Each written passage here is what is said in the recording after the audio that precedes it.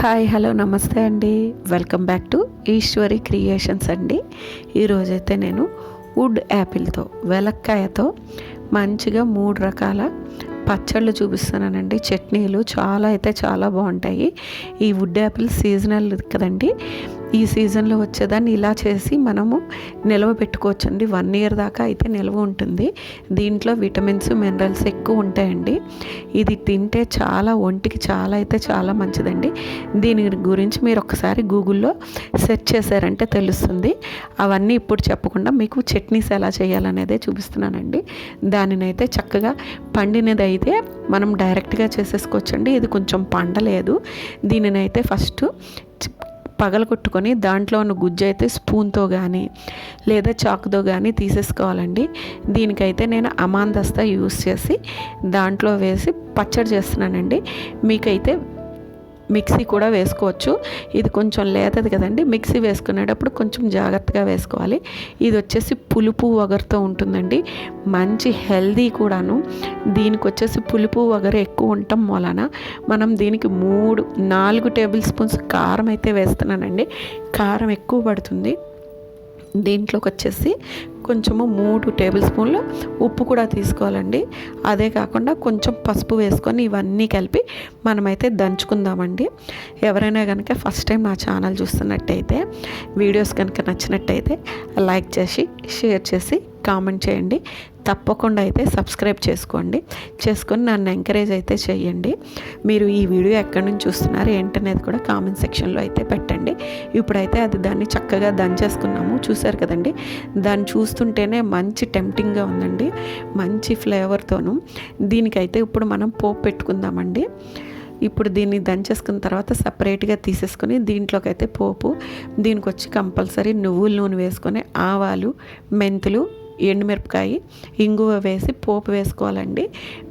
ఇంగువ వేసే ముందర మీరు ఆవాలైతే చిటపట్లాడాక ఇంగు వేయండి. మంచి ఎరోమా రిలీజ్ అవుతూ ఉంటుందండి ఈ పచ్చడికి. చూసారు కదండి. ఇప్పుడు నేనైతే 3 రకాల పచ్చళ్ళు చూపిస్తానండి. వీటిలో దీన్ని ట్రై చేసి ఈ రెసిపీని ఈ 3 పచ్చళ్ళలో మీకు ఏ పచ్చడి నచ్చిందో నాకైతే కామెంట్ చేయండి. నాకైతే ఈ ఫస్ట్ చేసుకున్న పచ్చడి అయితే చాలా బాగా నచ్చిందండి. మిగిలినవి కూడా బాగుంటాయి. ఇప్పుడు ఆ పోపుని తెచ్చేసి ఈ పచ్చళ్ళలో అయితే వేసేసుకున్నాం. ముందరగా మనం దంచిన వెలక్కాయ మిశ్రమంలో వేసేసుకొని కలుపుకోవాలండి. వీడియోనైతే ఎక్కడా స్కిప్ చేయకండి. చూసారు కదండి. ఇప్పుడైతే ఈ వెలక్కాయ మిశ్రమంలో కలుపుకున్న తర్వాత దీంట్లోకి మనము ఇంకొక ఇంగ్రీడియంట్ జాయిన్ చేసామనుకోండి పచ్చడి అయితే చాలా బాగుంటుందండి. అది వచ్చేసి మెంతిపిండి. ఈ మెంతిపిండి అనేది వెలక్కాయలో ఉన్న వగరుని పోగొడుతుందండి. ఇప్పుడు ఈ మెంతిపిండి కలుపుకున్న తర్వాత ఈ పచ్చడిని అయితే ఇప్పటికిప్పుడే తినేయచ్చండి. ఒక పావు గంట 10 నిమిషాలు కూడా దీనిని ఆపక్కర్లేదు. తర్వాత వచ్చేసి ఈ పచ్చడి రెడీ అయిపోయింది కదండి. నెక్స్ట్ వచ్చేసి వెలక్కాయతోనే ఎక్కువ రోజులు నిల్వ ఉండే పచ్చడి అండి. దీనికి వచ్చేసి ఇప్పుడు ఈ వెలక్కాయలు నేను తీసుకున్నవన్నీ కొంచెం లేత వెలక్కాయలు వగరుగా ఉన్నాయండి. చేదు కాదు. దీంట్లోకి వచ్చేసి ఒక కడాయి పెట్టి దాంట్లో వాటర్ పోసి ఈ వెలక్కాయలు వేసి కొంచెం ఉప్పు పసుపు వేసి ఉడకపెట్టుకుందామండి. ఇలా ఉడకపెట్టుకోవడం మూలాన దాంట్లో ఉన్న వగరు పోతుంది. ఈ వెలక్కాయ ఏడాది పాటు మనకి నిల్వ ఉంటుందండి.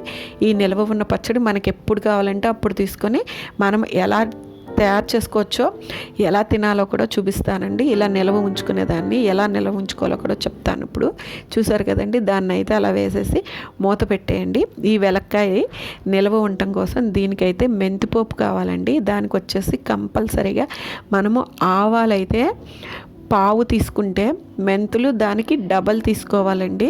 నేను ఆవాలు 1 స్పూన్ తీసుకుంటే డబల్ స్పూన్స్ మెంతులు తీసుకున్నానండి. దీంట్లోకి కారంగా ఉన్న ఎండుమిరపకాయలు తీసుకోవాలి. నూనె అస్సలు వేయకూడదండి. ఇందాకటి కడాయిలోనే నూనె వేసి వేయించుకుంటున్నానండి. దీంట్లో కొంచెం ఇంగు కూడా వేసుకోవాలి. ఈ పోపునైతే నేను మళ్ళీ ఇది కూడా అమాందస్థానంలో వేసి దంచుకుంటానండి. తర్వాత దీంట్లోకి వచ్చేసి కొంచెం పసుపు, తర్వాత సాల్ట్ వేసుకుంటున్నానండి. ఈ పోపు ఎక్కువగా చేసుకుంటే కొంచెం తీసి పక్కన పెట్టుకున్నప్పుడు ఎప్పుడైనా వంకాయ మెంతి కారం కానీ మిగిలిన పచ్చళ్ళలోకి మెంతిపోపు వేసుకునే పచ్చళ్ళలోకి ఈ పౌడర్ అయితే పనికొస్తుందండి. ఇలా వెలక్కాయలు దొరికినప్పుడు కూడా ఈ పౌడర్ ఉంటే రెడీగా ఇన్స్టెంట్గా చేసేసుకోవచ్చండి. చూసారు కదండి. ఇప్పుడైతే వెలక్కాయ ఆల్మోస్ట్ ఉడికిపోయిందండి. దీనిని ఎక్కడ కంతులు లేకుండా ఉడికించేసుకొని తీసి పక్కన పెట్టి చల్లార్చుకోవాలండి. చూసారు కదండి. ఇలా చల్లార్చుకోండి. ఇప్పుడైతే దీన్ని మనము 1 ఇయర్ పాటు నిల్వ ఉంచుకుంటామని చెప్పాం కదండి, అందుకని అదే తీపి వెలక్కాయ అనుకోండి దాన్ని డైరెక్ట్గా చేసేసుకోవచ్చు. ఇప్పుడు మెంతిపోపు అయితే మనకి రెడీ అయిపోయింది. దీనినైతే రెడీ చేసుకున్న తర్వాత ఇప్పుడు మనం ఉడికించుకున్న వెలక్కాయ అంతా ఇందులో వేసి దంచేసుకోవాలండి. దంచేసుకొని ఈ మిశ్రమాన్ని మనం 1 ఇయర్ పాటు నిల్వ ఉంచుకోవచ్చండి ఫ్రిడ్జ్లో పెట్టి. మనకి ఎప్పుడు కావాలంటే అప్పుడు దీన్ని తీపి పచ్చడి కింద, పెరుగు పచ్చడి కింద, లేదా ఇందాక చూపించా కదండి కారము, అలా కూడా చేసుకోవచ్చండి. ఇప్పుడైతే దీంట్లో కొంచెం మిశ్రమాన్ని తీసి నేను పక్కకు పెట్టేస్తాను.